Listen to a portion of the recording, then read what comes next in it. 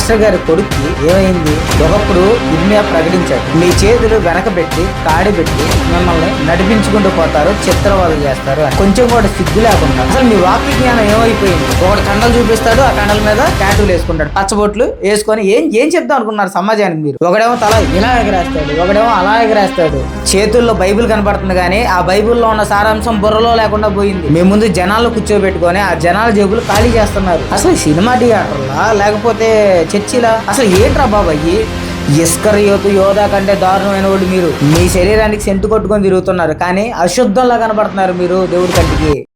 అందరికీ ప్రభు అయిన యేసుక్రీస్తు వారి నామములో వందనాలండి. ఈ రోజు ఈ వీడియో చాలా ఇంపార్టెంట్, చాలా ముఖ్యమైనది. ఈరోజు క్రైస్తవ సమాజం మొత్తం తెలుసుకోవాల్సింది. మీలో కొంచెమైనా బాధ్యత ఉన్నా గానీ మీరు ఈ వీడియో విని ఈ వీడియోని చివరి వరకు చూసి మీ పిల్లల్ని మీరు కాపాడుకోండి. ఈరోజు క్రైస్తవ సమాజంలో జరుగుతున్నటువంటి కొన్ని విషయాలను మీ దృష్టికి తీసుకొస్తాను. పాయింట్ నెంబర్ 1, పాస్టర్ కొడుకులకి ఏమైంది? ఎందుకని పాస్టర్ కొడుకులు ఈ జుట్టు అంతా అదొక ఫ్యాషనేటిగా జుట్టుకి రంగేయటం లేకపోతే దాన్ని వంకరగా కట్ చేయించుకోవటం చేస్తున్నారు. పాయింట్ నెంబర్ 2, ఆరాధన అంటే ఒక పాటతో దేవుణ్ణి ఆరాధిస్తూ ఉంటారు కొంతమంది మొదటి ప్రార్థన నుండి చివరి ప్రార్థన వరకు ఆరాధన చెప్పుకుంటారు. ఇవి రెండు పోయి ఇప్పుడు ఎక్కడికి వచ్చిందంటే ఆరాధన అంటే మైక్ పట్టుకొని జుట్టు ఇక్కడ దాకా కట్ చేయించుకోకుండా ఎలా పడితే అలా ఉంచుకొని అలాగా పైకి తల ఎగురేస్తూ గాల్లో ఎగురుతూ లైట్లు స్మోక్ ఆ చుట్టూ ఉన్నటువంటి వాళ్ళు బయలుదేవతకి ఆరాధన జరిగించేసారా? బయలుదేవతను ఆరాధించేప్పుడు పెద్ద పెద్ద అరుపులు కేకలు అరుచుకుంటుంటారు. అలాగే కేకలు ఇప్పుడు దీన్ని ఆరాధన అంటున్నారు. పాయింట్ నెంబర్ 3, కొంతమంది కండలు చూపించుకుంటూ కండల మీద ఈ ఛాతీల మీద పచ్చబొట్లు వేయించుకొని ఒక హీరో లాగా తయారవుతున్నారు. అంటే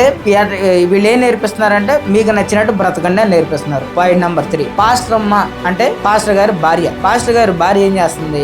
తల మీద ముసుగు తీసేసి నాకు మొగుడంటే గౌరవం లేదు, రెండోది నాకు యేసుక్రీస్తు లేడు. బైబిల్ చెప్పింది ఏంటంటే పెళ్లి అయితే భర్తను గౌరవించి తల మీద ముసుగేసుకో, పెళ్లి కాకపోతే యేసుక్రీస్తుని గౌరవించి తల మీద ముసుగేసుకో. అంటే ఏ విధంగానైనా నువ్వు తల మీద ముసుగేసుకొని అనుకోగలిగి స్వస్థ బుద్ధితో ఉండాలి, నేను చూస్తే గౌరవం వచ్చేలాగా ఉండాలి అని బైబిల్ చెప్తే దీనికి వ్యతిరేకంగా లిప్స్టిక్స్ వేసుకొని ఆ వేదికల మీదకి ఎక్కి నోటుకు వచ్చినట్టు మాట్లాడతాం, నోటుకు వచ్చినట్టు పాడతాం, పిచ్చి ప్రవచనాలు చెప్పడం, ఎట్లా పడితే అట్టగా ప్రవర్తించడం. ఇది పాయింట్ నెంబర్ 4. ఇంతకుముందు మందిరానికి ఎందుకు వచ్చేవాళ్ళు అంటే వాళ్ళ పాపాన్ని విడిచిపెట్టి యేసుక్రీస్తు పాదాల దగ్గర క్షమాపణ వేడుకొని ఒక కొత్త ప్రపంచంలోకి కొత్త మనిషిగా వచ్చేవాడు. అంటే ఆ చర్చి వాతావరణం అలా ఉండేది. చుట్టూ తెల్ల గోడలు, ఆ తెల్ల గోడల మీద పరిశుద్ధమైన దేవుడు వాక్యాలు, ఆ వాక్యాల మధ్యలో పాస్టర్ గారు దేవుడు వాక్యాన్ని వివరించి పాపాన్ని ఖండించడం. ఇదంతా చూసిన వ్యక్తి బయట పాడు లోకం నుండి వచ్చినటువంటి పాడు ఆలోచనలన్నీ పోయాయి. ఇప్పుడు ఏం జరుగుతుందంటే పాయింట్ నెంబర్ 4 లో ఈ బయట నుండి వచ్చినటువంటి వ్యక్తి ఉద్దేశం ఒకటే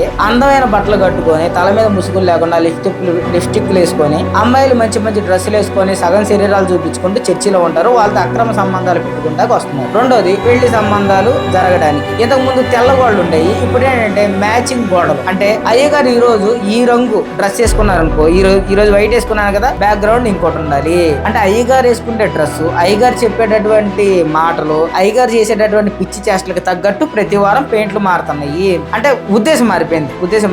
ఇంతకుముందు ఆరాధన అంటే ఏంటి? కొంతమంది మధ్యలో ఒక పాట పాడి అది ఆరాధన అని చెప్పేవాడు, కొంతమంది మొదటి ప్రార్థన నుండి చివరి ప్రార్థన వరకు అది ఆరాధన అని చెప్పేవాడు. మంచిదే, రెండు ఉద్దేశాలు మంచివి. కానీ ఇప్పుడు ఆరాధన అంటే ఏంటి అంటే పచ్చబొట్లు వేయించుకోవడం, రాత్రి పూట బీరు తాగి పొద్దున్నే గంబురు గొంతులతో ఇష్టం వచ్చినట్టు పాడలేకపోవటం లేదు. అంటే కొంతమంది నచ్చిన బట్టలు ఎలా పడితే అలా వదిలేసి తిరిగినట్టు బట్టలు వేసేసుకుంటాం, పిచ్చి గెంతులు వేయటం, తల కిందకి పైకి ఇలా ఊపుకుంటాం, ఆ మైకులు పట్టుకొని ఎగరటం, బయలుదేవత ఆరాధన చేసినట్టు ఆరాధన జరుగుతుంది. ఇది జరుగుతుంది. అసలు పాస్టర్ కొడుకులకి ఏమైంది? అసలు ఎందుకని అలా ప్రవర్తిస్తున్నారు? ఒకప్పుడు సేవలా జరిగింది. పాస్టర్ గారు బైబిల్ చదువుకుంటా ఉంటాడు. ఆ బైబిల్లో ప్రభువా ఈ వారం నువ్వు ఇచ్చిన నీ సంఘానికి ఏం చెప్పాలి? ప్రార్థనలో కనిపెడతాడు, దేవుడు ప్రేరేపణిస్తాడు, ఆ వాక్యానికి ప్రిపేర్ అవుతాడు, చెప్తాడు. వాళ్ళు గద్దెంచబడతారు, జీవితాలు మార్చుకుంటారు, అలా ప్రభువులో కొనసాగించేవాళ్ళు. ఇప్పుడేంటి చెప్పనా, ఒక పెట్ట కథని యూట్యూబ్ నుంచి డౌన్లోడ్ చేసుకొని దీన్ని ఎంత అర్థవంతంగా, దీన్ని ఎంత నవ్వించే విధానంగా మార్చాలి అనే ఒక స్టైల్లోకి వచ్చేసింది. ఓకేనా? అంటే నేనేం చెప్తున్నానంటే